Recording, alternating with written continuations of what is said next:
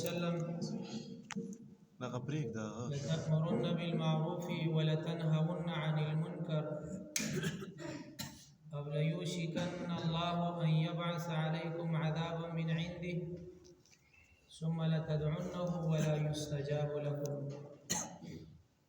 صدق الله العظيم وصدق رسوله النبي الكريم.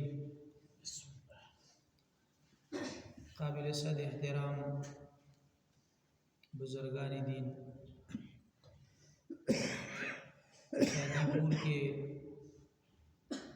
معزز بزرگان، نوجوان اور پیاروں بچوں، جیسا کہ آپ کو معلوم ہے کہ آپ کی اس مسجد میں ایک جماعت آئی ہے، اور وہ جماعت سیاسی جماعت نہیں ہے، کوئی پارٹی نہیں ہے، دنیا کے ساتھ ان کا کوئی تعلق اور وابستگی نہیں ہے۔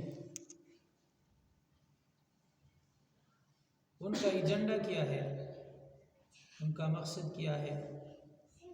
جو مقصد جناب نبی کریم صلی اللہ علیہ وسلم کی بعثت کا تھا، اللہ کی طرف بلانا، جنت کی طرف بلانا، شیطان اور دوزخ سے لوگوں کو روکنا۔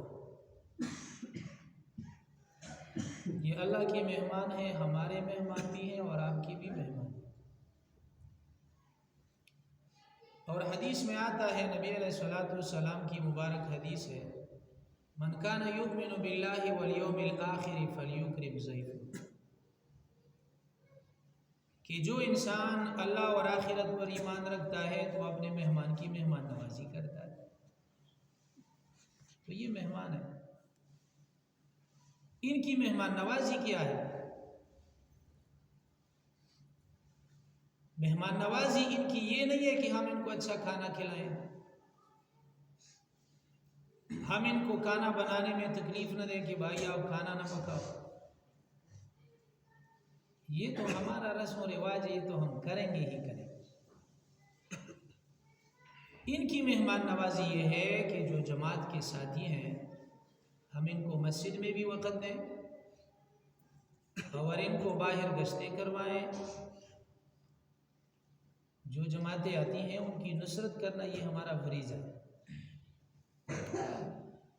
تو اکثر میں نے دیکھا ہے ہمارے KPK میں جب جماعت آتی ہے تو نوجوان لوگ پھر نماز کس طرح پڑھتے ہیں، سلام پھیر کر سنتیں جلدی جلدی باہر پڑھ کے گھر چلے جاتے ہیں۔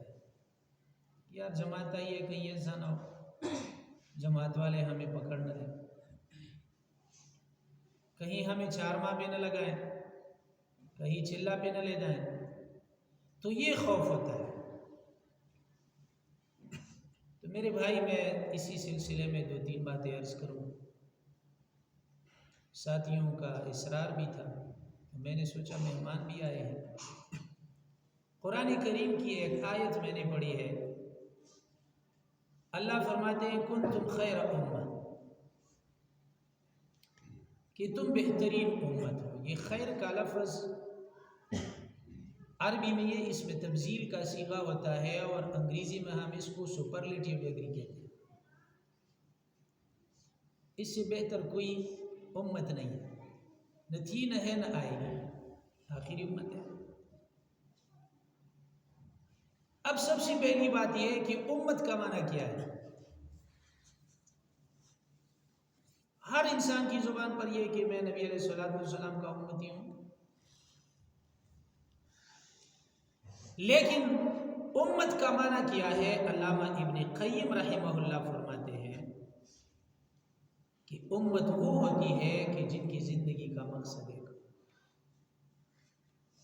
اب دیکھو، بھینس کو، گائے کو، بکریوں کو، اونٹوں کو اللہ نے امت نہیں کہا، گھوڑوں کو اللہ نے امت نہیں کہا، امت آپ کو اور مجھے اللہ نے کہا ہے۔ وجہ کیا ہے؟ اس لیے کہ میری اور آپ کی زندگی کا مقصد ایک ہے۔ وہ کیا ہے؟ لَتَأْمُرُنَّ بِالْمَعْرُوفِ وَلَتَنْهَوْنَ عَنِ الْمُنكَرِ۔ ہر مسلمان کا یہ فریضہ ہوگا کہ وہ خود بھی اچھا کام کرتا ہوگا، دوسروں کو بھی نیکی کی دعوت دیتا ہوگا، اور خود اپنے آپ کو بھی برائی سے روکنے کی کوشش کرے گا اور دوسروں کو بھی منع کرے گا۔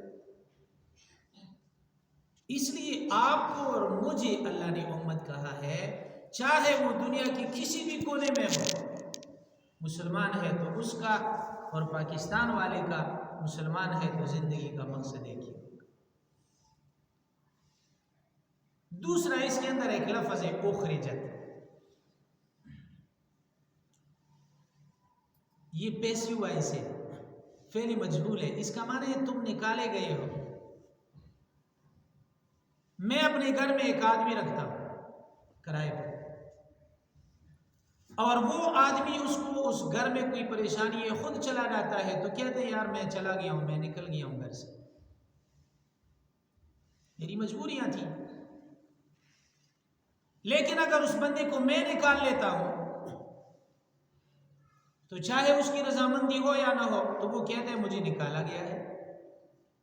نکلنے میں انسان کی رضامندی ہوتی ہے، نکالنے میں انسان کی رضامندی ضروری نہیں ہے۔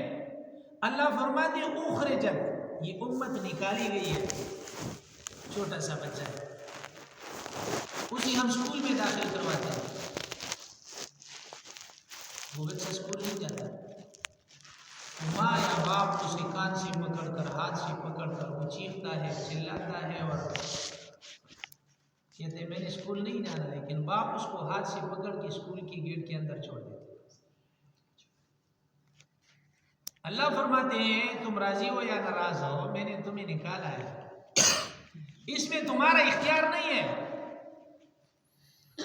اب اکثر لوگ کیا کہتے ہیں، تبلیغ والے ساتھی اکثر مطالبہ کرتے ہیں کہ بھائی ارادہ کرو، تو بعض لوگ کہتے ہیں یار جب دل نہیں ہے، مطمئن نہیں ہے، خوش نہیں ہے، تو ارادہ کرنے کی کیا ضرورت ہے؟ بھائی تم ارادہ تو کرو، اس کام میں نقل تو کر لو۔ چلو دل سے ارادہ نہیں کر سکتے، کم از کم ویسے تو لکھ لو نا۔ کیوں کبھی کبھی ایسا ہوتا ہے، اس راستے کی اتنی برکت ہے، آپ انسان مشاہدہ کر لیں کہ اللہ نقل کو بھی اصل میں تبدیل کر دیتے۔ تیرے محبوب کی یارب شباہت لے کے آیا ہوں۔ ہم حضور صلی اللہ علیہ وسلم اور صحابہ کرام رضی اللہ عنہ جیسی تبلیغ نہیں کر سکتے، اس کا ہم حق ادا نہیں کر سکتے، لیکن کیا کہیں گے؟ تیرے محبوب کی یارب شباہت لے کے آیا ہوں، حقیقت اس کو خوش کر دے بے صورت لے کے آیا۔ ہم صرف نقل ہی کریں گے، اللہ اس کو اصل میں تبدیل کرے گا۔ ایک دن ایسا آئے گا کہ جب آپ نے نام لکھا تھا، اسی نام کو اللہ اصل کر کے، اصل میں تبدیل کر کے، آپ 4 ماہ کے لیے بھی نکلیں گے، سال کے لیے بھی نکلیں گے، چلہ کے لیے بھی نکلیں گے۔ تو اللہ فرماتے ہیں اخرجت للناس، جس طرح ماں یا باپ بچے کو کان سے پکڑ کر لے جاتی ہے، اسی طرح میں نے، چاہے تم رو چاہے تم ہنسو، میں نے تمہیں نکالا اس لیے ہے کہ یہ امت خیر کا کام کرے گی۔ اس لیے بھائیو یہ ہمارا فریضہ ہے۔ اور تبلیغ میں لوگ کہتے ہیں کیا ہوتا ہے، میں صرف یہی عرض کرتا ہوں کہ تبلیغ میں انسان کو اپنا احساس پیدا ہوتا ہے اور دوسروں کا احساس بھی پیدا ہوتا ہے، اور یہی احساس، یہی فکر، یہی طلب جو ہے، اللہ کی رحمت جوش میں آتی ہے۔ آپ نے پڑھا ہوگا یہ فتح مکہ کے موقع پر بدر کی لڑائی میں جناب نبی کریم صلی اللہ علیہ وسلم کے ساتھ جو صحابہ کرام تھے، تعداد میں بھی کم تھے، اسلحہ بھی کم تھا، ساز و سامان بھی کم تھا، تو اس میں ایک صحابی تھے حاتب بن ابی بلتع رضی اللہ تعالیٰ، وہ حالات کو دیکھ کے سجدے میں گر پڑے، اللہ سے عرض کرنے کہ ربا اگر ہماری جماعت ختم ہو جائے تو بے شک ختم ہو جائے، ہمیں فکر نہیں ہے، لیکن کم سے کم اپنی محبوب صلی اللہ علیہ وسلم کی حفاظت فرما اور ان کا خیال رکھے، کہیں ان کو نقصان نہ ہو۔ انہوں نے ایسے تڑپ کے ساتھ یہ دعا مانگی تھی کہ اللہ جل شانہ کی رحمت جوش میں آئی، اور حدیث میں آتا ہے کہ اللہ نے اپنی شان کے مطابق عرش سے جھانک کر فرمایا انتم الطلقاء فافعلوا ما شئتم، اے صحابہ تم آزاد ہو آج کے بعد، تمہاری جو مرضی کرو۔ ایک صحابی کی تڑپ سے اللہ کیسے راضی ہوئے گئے؟ پنجاب میں ایک بزرگ تھے فرید الدین عطار رحمہ اللہ، تو لوگ ان علماء پر، دیندار لوگوں پر، اولیاء پر ایسا گمان کرتے ہیں جیسے انہوں نے گھر میں پیسوں کا بینک بنایا کہ مولویوں کے پاس بڑے پیسے ہوتے ہیں، یہ ہوتا ہے وہ ہوتا ہے، لوگ ان کے پاس آتے رہے۔ ایک دفعہ 5-6 ساتھی آئے، حضرت دعا کرو، ہمیں کوئی وظیفہ دو، ہمیں کوئی عمل بتاؤ، مقروض ہے۔ ایک کو کہا بیٹھ جاؤ، دوسرے کو بھی کہا بیٹھ جاؤ، بیٹھک میں سب کو بیٹھا دیا۔ 11 بج گئے بھائی، 12 بج گئے۔ بزرگ کے گھر میں اتنا کچھ ہے نہیں کہ مہمانوں کو کھلائے، خود بھی پریشان ہے، اللہ کیا کروں۔ ایک بچہ حلوے کا پرات لے کے جا رہا تھا، آوازیں دے رہا تھا حلوہ لے لو حلوہ لے لو۔ فرید الدین عطار رحمہ اللہ نے بچے کو بلایا اور فرمایا بیٹا ان کو کھلاؤ، میرے مہمان۔ بابا جی پیسے دے دو۔ حلوہ سب مہمانوں نے خوب رچ کے کھایا۔ بابا جی پیسے، بابا گھر چلا گیا۔ گھر چلا گیا، وہاں وضو فرمایا اور باہر بچہ بیٹھ کے انتظار کرتا رہا۔ بچہ رونے لگا، ایسا لگتا ہے کہ بابا جی نے میرے ساتھ دھوکہ کیا ہے۔ بچہ رونے لگا، جو مہمان تھے وہ بھی رونے لگے، اندر بابا جی بھی رونے لگا۔ 2 رکعت نماز پڑھی اور اللہ سے دعا کی کہ اللہ یہ مہمان بھی آئے، میرے پاس گھر میں اتنا کچھ نہیں ہے کہ ان کو کھلاؤں، بچہ بھی رو رہا ہے، میرے پاس پیسے بھی نہیں ہے، کہاں سے دوں؟ یا اللہ ہم سب پہ رحم فرما۔ اور یہی طریقہ ہے حضور صلی اللہ علیہ وسلم۔ فضائل اعمال نماز کے باب میں دیکھیں، ان حذیفہ بن یمان رضی اللہ تعالیٰ عنہ اذا حزبہ امر فزع الی الصلاۃ، نبی علیہ السلام کو جب مشکل کام پیش آتا تھا تو فوراً نماز کی طرف متوجہ ہوتے، دعا فرمائی۔ ایک شخص گھوڑے پر سوار ہو کر آیا اور اشرفیوں کا بہت بڑا تھیلا بزرگ کو دیا، دروازہ کھٹکایا، کسی نے بھیجا ہے آپ کے لیے، ہدیہ ہے آپ کے لیے۔ بزرگ نے بچے کو بھی پیسے دیے اور مہمانوں کے بھی پیسے دیے، سب کو کہا قرضے بھی اتارا۔ علماء نے لکھا ہے کہ دیکھو ایک بچہ رونے لگا، ساتھ مہمان بھی رونے لگے، میزبان بھی رونے لگا، اللہ کے سامنے گڑ گڑائے تو اللہ کی رحمت دیکھو کیسے آ گئی۔ تو جب انسان تبلیغ میں چلا جاتا ہے اس کے اندر ایک طلب پیدا ہوتی ہے، امت کے لیے انسان دعائیں مانگتا ہے کہ یا اللہ یہ امت کس طرف جا رہی ہے، پھر اس طلب کی وجہ سے اس کے گھر میں بھی رحمتیں آتی ہیں، اس کی اولاد پر بھی رحمتیں برستی ہیں، اس کے خاندان پر بھی برستی ہیں، اور پورا علاقہ اس کی وجہ سے منور ہو جاتا ہے۔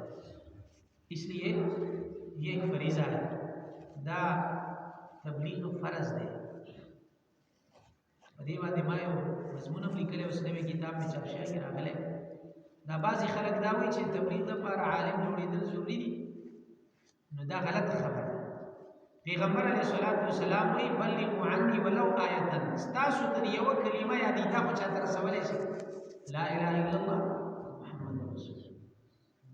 یو دا چې کله په تبلیغ کې سړی دغسې خبرې کوي، شوق پیدا شي، په خپله چې یو خبره بار بار د الله د توحید خبره کوي، د هغه په زړه کې هغه خبره کېږي، او بیا په خپله هم چې یو سړی د دین خبره کوي او هغه کار نه کوي، نو بیا دا سړی ملامته کوي چې هلک ته بل ته به چلېږي، په خپله به عملي کوي، الله هغه ته د یو روټین جوړ کړي بیا، او دا یو ټیم نه دی۔ څنګه چې یو سړی ګاډي ته 40 دن بعد ټیم نه کوي، موبایل ورته بدلوي، آیل ورته چینج کوي، دغسې انسان چې په میاشت کې چې روزه ولګوي نو ټوله میاشت یې الله بیا میسنګ دې نه کېږي، نه د مانځه میسینګ کېږي، نه د زکات میسینګ کېږي، نه د خیرات میسینګ کېږي، نه د وظایف میسینګ کېږي.